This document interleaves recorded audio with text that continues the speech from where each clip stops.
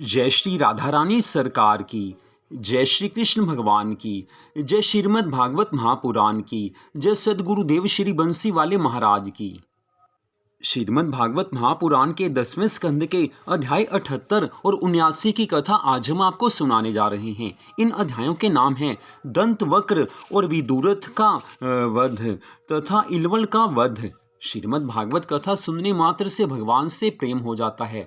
कथा को श्रद्धा से सुनेंगे तो भगवान के चरणों में प्रेम हो जाएगा, और जब भगवान से प्रेम हो जाता है तो मन को सच्ची शांति मिलती है। जीवन में रुके हुए काम बनते हैं, मनोकामनाएं पूरी होती हैं। लेकिन कथा को पूरी श्रद्धा भावना से सुनना चाहिए। कहीं भी कथा सुने, किसी से भी कथा सुने, चाहे आप कथा पढ़ भी रहे हों, तब भी पूरा मन कथा में होना चाहिए। प्रेम से कथा को सुनना चाहिए, या अगर पढ़ रहे हैं तो प्रेम से कथा को पढ़ना चाहिए। तो श्रीमद् भागवत महापुराण के 10वें स्कंद के अध्याय 78 की कथा का वर्णन करते हुए श्री सुखदेव जी महाराज कहने लगे हैं कि हे राजा परीक्षित, जिस दिन से धर्मराज युधिष्ठिर के यज्ञ में शिशुपाल का वध हुआ, उसी दिन से ये दोनों भाई दंतवक्र और विदुरथ भगवान से बदला लेने का विचार करते थे। अस्तु जिस समय तक श्री कृष्ण जी इंद्रप्रस्थ से चलकर द्वारिकापुरी नहीं पहुंचे थे और राजा शाल्व वहां उपद्रव मचा रहा था, तभी वे दोनों भाई भी अपनी सेना लेकर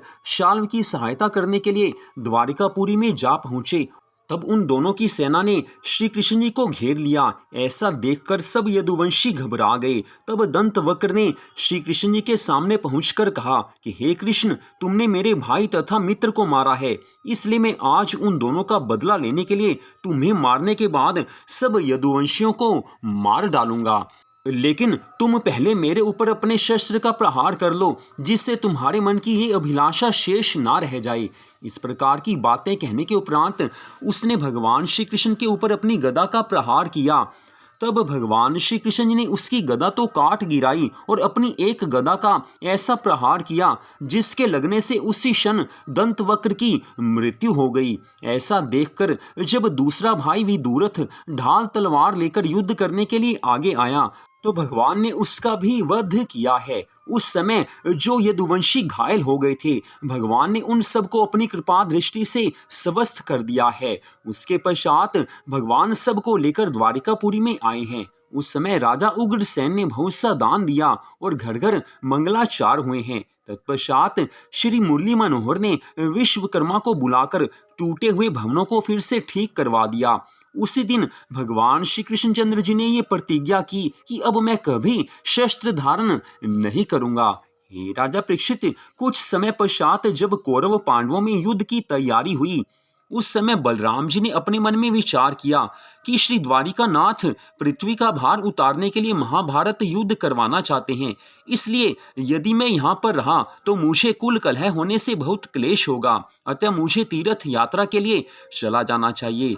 तब श्री कृष्ण जी तो कुरुक्षेत्र को चले गए, जहाँ 18 अक्षौहिणी सेना महाभारत के लिए एकत्र हुई थी, और बलराम जी प्रभास क्षेत्र, सरस्वती, गंगा, यमुना आदि अनेक तीर्थों की यात्रा करते हुए नैमिषारण्य में जा पहुंचे हैं। वहां पर बलराम जी ने देखा कि एक स्थान पर ऋषि मुनि एकत्र होकर यज्ञ कर रहे हैं तथा दूसरे स्थान पर वेद व्यास जी का कथावाचक शिष्य रोमहर्षण शौनक आदि ऋषियों को कथा सुना रहा है। बलराम जी वहां पहुंचे तो सभी ऋषि मुनि उनके सम्मान में उठकर खड़े हो गए, परंतु रोमहर्षण अपनी विद्या के अभिमान के कारण ज्यों का त्यों बैठा रहा। ऐसा देखकर बलराम जी ने कहा कि भला इस मूर्ख को व्यास गद्दी पर किसने बैठाया है। कथावाचक हरि भक्त तथा ज्ञानी मनुष्य को तो अहंकार से रहित होना चाहिए।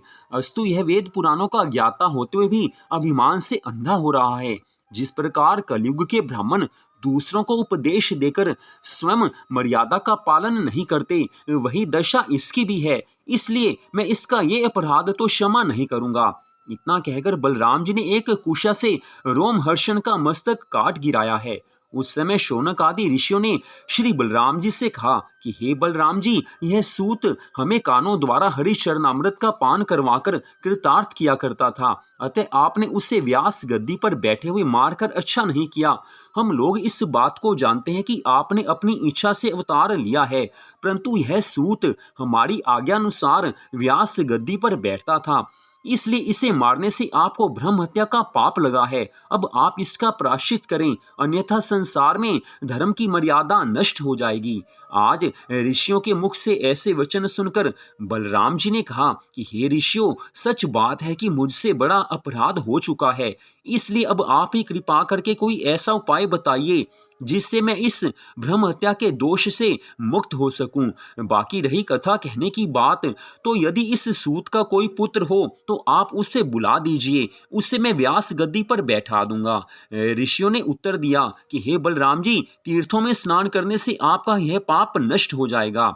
इतना कहकर उन्होंने रोमहर्षण के पुत्र उग्रश्रवा को बुला लिया। बलराम जी ने उसे व्यास गद्दी पर बैठाकर ऐसा वरदान दिया जिसके प्रभाव से उसे 6 शास्त्र तथा 18 पुराण बिना पढ़े ही कंठस्थ हो गए। जब वह व्यास गद्दी पर बैठकर कथा बांचने लगा, उस समय सब ऋषि बलराम जी से कहने लगे कि हे भगवान, इलवल नामक दैत्य जो वानर रूप में रहता है, प्रत्येक पूर्णिमा, अमावस्या और द्वादशी को हमारे यहाँ आकर हमारे यज्ञ तथा हवन के कुंडों में रक्त, हड्डी, पीव आदि की वर्षा किया करता है। हम लोग उससे अत्यंत दुखी रहते हैं, इसलिए आप दया करके उसका वध कर दें, जिससे सब ऋषि मुनि निर्भय होकर हवन यज्ञ आदि कर सकें। यह सुनकर बलराम जी ने कहा कि अच्छा, हम उस दैत्य को मारकर तुम्हारे दुख को दूर करेंगे।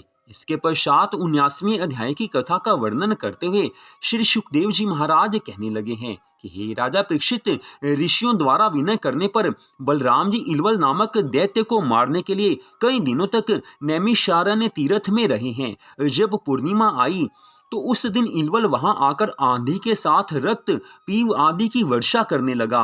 पीछे वह दैत्य वानर वेश बनाए, काले पर्वत के समान विशाल शरीर धारण किए, लाल लाल आंखें निकालकर गरजता हुआ वहां आया तो श्री बलराम जी को देखकर अदृश्य होकर विष्ठा और मूत्र बरसाने लगा। तब बलराम जी ने उसे हल की नोक पर उठाकर पृथ्वी पर दे मारा और फिर उसके मस्तक पर एक ऐसा मूसल मारा कि वह तुरंत ही उस समय मृत्यु को प्राप्त हो गया। हे राजा परीक्षित, इलवल नामक दैत्य को मारकर ऋषियों से विदा मांग बलराम जी ने गढ़मुक्तेश्वर, गंगा, सरयू, पुष्कर, सोनभद्र, प्रयाग, काशी आदि तीर्थों में जाकर स्नान दान करने के बाद गया, गंगा सागर, सिंहल द्वीप, रामेश्वर, विंध्याचल, श्रीशैल आदि तीर्थों में जाकर स्नान दर्शन किए। तदुपरांत स्वामी कार्तिकेय, अगस्त्य, परशुराम आदि के दर्शन करते हुए समस्त पृथ्वी की परिक्रमा करके ठीक 1 वर्ष बाद हरिद्वार में आए हैं। वहां जब बलराम जी ने सब लोगों के मुख से ये समाचार सुना कि कौरव पांडवों में महायुद्ध हो रहा है, तब वे कुरुक्षेत्र को चल दिए। महाभारत के 18वें दिन जब वे कुरुक्षेत्र में पहुंचे, उस समय भीमसेन और दुर्योधन में गदा युद्ध हो रहा था। उन्हें देखते ही 5 पांडवों और दुर्योधन ने दंडवत प्रणाम किया है। तब वे आशीर्वाद देकर कहने लगे कि हे भाई, बड़े दुख की बात है जो श्री कृष्णचंद्र के यहाँ उपस्थित होते हुए भी कौरव पांडवों ने अपने करोड़ों भाई बंधु और अन्य लोगों का संहार कर दिया। भीमसेन और दुर्योधन एक समान बलशाली हैं, क्योंकि भीमसेन का युद्ध करते समय श्वास नहीं फूलता है और दुर्योधन गदा युद्ध में विशेषज्ञ है। इसलिए अब इन दोनों को परस्पर युद्ध करना उचित नहीं है। तब भीमसेन और दुर्योधन ने हाथ जोड़कर बलराम जी से ये कहा कि हे भगवान, अब तो बिना युद्ध किए हम लोग किसी भी तरह नहीं मानेंगे। यह सुनकर बलराम जी मौन होकर खड़े रहे। उसी समय भीमसेन ने दुर्योधन की जंघा पर एक गदा का ऐसा प्रहार किया जिससे उसकी जंघा टूट गई और वह पृथ्वी पर गिर गया। उस समय दुर्योधन ने बलराम जी से कहा कि हे गुरुदेव, मैं सच बात कहता हूँ कि आपके भाई श्री कृष्णचंद्र जी द्वारा पांडवों का अनुचित पक्ष लेने के कारण ही हमारी हार हुई है। अतः इन्हें ऐसा नहीं करना चाहिए कि ये केवल पांडवों की सहायता करके हमसे शत्रुता रखते हैं। अब आप ही इस अधर्म को देखिए कि भीमसेन ने मेरी जंघा में गदा मारकर मुझे गिरा दिया है। अब इससे अधिक अनीति और अधर्म की बात और क्या हो सकती है। यह सुनकर बलराम जी ने श्री कृष्ण जी के निकट पहुंचकर ये कहा कि हे कृष्ण, यह तुमने बड़ा ही अनुचित किया जो करोड़ों प्राणियों को इस महाभारत में मरवा डाला। तुमने अधर्म पूर्वक दुशासन की भुजा उखड़वाई और दुर्योधन की जंगा तुड़वाई है। तुम्हारे होते हुए ऐसा क्यों हुआ? उस समय भगवान श्री कृष्ण जी कहने लगे हैं कि हे दादा, इन कौरवों ने बड़ा ही अन्याय किया है। पहले तो इन्होंने जुए में छल करके पांडवों का सारा धन छीन लिया और फिर दुर्योधन ने पतिव्रता द्रौपदी को भरी सभा में दुशासन द्वारा केश पकड़वाकर जबरदस्ती बुलवाया और अपनी जंगा पर बैठने के लिए कहा। उस दिन भीमसेन ने यह प्रतिज्ञा की थी कि मैं दुशासन की भुजा उखाड़ूंगा और दुर्योधन की जंगा को अपनी गदा से तोड़ूंगा। इतने पर भी दुर्योधन ने उन्हें 13 वर्ष का वनवास दे दिया। हे दादा, उस प्रतिज्ञा के कारण ही भीमसेन ने ऐसा किया है। अब तुम ही बताओ कि अधर्मी कौन है? इसके अलावा दुर्योधन ने जो जो बाकी अधर्म के कार्य किए हैं, पांडवों के ऊपर अत्याचार किया है, जो उसने पाप कर्म किए हैं, वो आपको कहाँ तक बताऊं? आप सब कुछ जानते ही हो।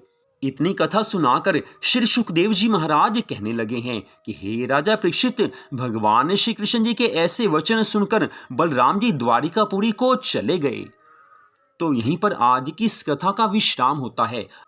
अगले भाग में आप भगवान श्री कृष्ण जी के परम स्नेही मित्र सुदामा ब्राह्मण की कथा को सुन पाएंगे। तो इस कथा को आपने सुना, आप सबका हार्दिक धन्यवाद। जय श्री राधा रानी सरकार की, जय श्री कृष्ण भगवान की, जय सद्गुरुदेव श्री बंसी वाले महाराज की, जय श्रीमद् भागवत महापुराण की। जय जय श्री राधे, जय जय श्री राधे, जय जय श्री राधे श्याम।